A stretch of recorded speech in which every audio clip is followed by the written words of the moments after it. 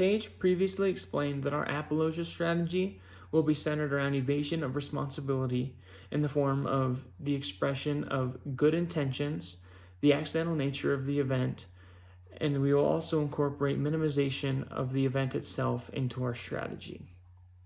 I will be explaining what this will actually look like and the actions that our client will need to take in order to implement our strategy. I will begin by discussing the good intentions aspect of our strategy. Many companies make very bold claims about their products, and Tesla was no exception when they began to advertise their Cybertruck. However, our client was able to set themselves apart from many of their competitors through their unveiling demonstration, because they actually set out to prove their claims in a non-controlled environment in front of people.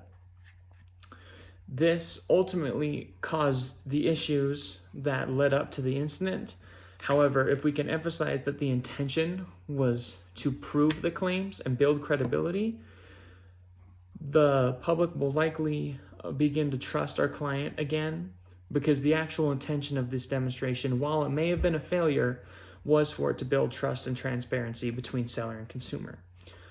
I will move on now to discussing the accident portion of our strategy, because I believe that this is most likely the strongest part of our argument. Peter Valdez de Pena from CNN wrote an article explaining what actually caused the shattering of the glass. And according to Valdez de Pena, a previous demonstration during the Cybertruck's unveiling is actually what caused the glass to fail. So a demonstration involving a sledgehammer damaged the glass.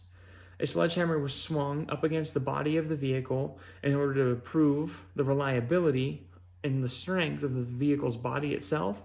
And while this demonstration appeared to be a success because there was no damage done to the exterior of the vehicle, the structural integrity of the glass underneath was compromised, and this is actually what would cause it to shatter in the future during a different demonstration.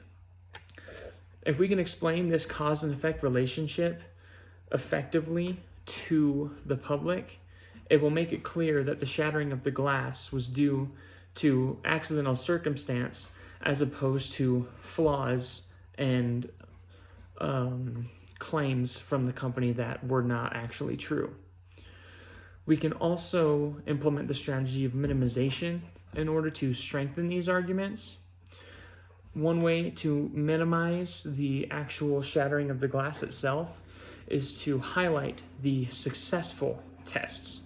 So the sledgehammer test that was outlined in the article by Valdez de Pena can actually be used to minimize the shattering of the glass because it was successful in proving the strength and reliability of the vehicle's exterior, even though it was the cause of the shattering glass in the future.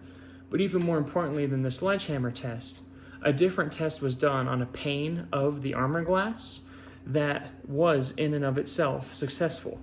According to Gary Gastilow, a reporter from Fox News, the exact same steel balls that were thrown up against the glass that shattered were used in a different test that same evening, and these balls were dropped from a height of 10 feet onto a pane of the armor glass, and the glass went completely undamaged and the balls merely bounced off.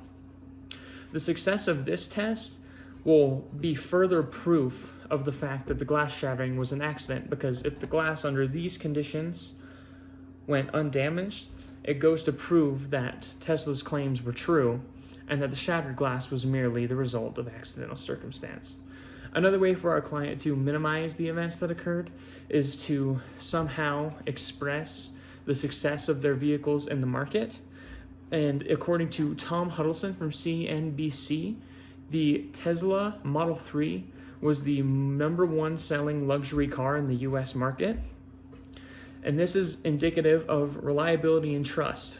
In order for something to be the #1 selling vehicle, it goes without saying that it's reliable and trusted by many people. So by highlighting this, it will further minimize this isolated accident.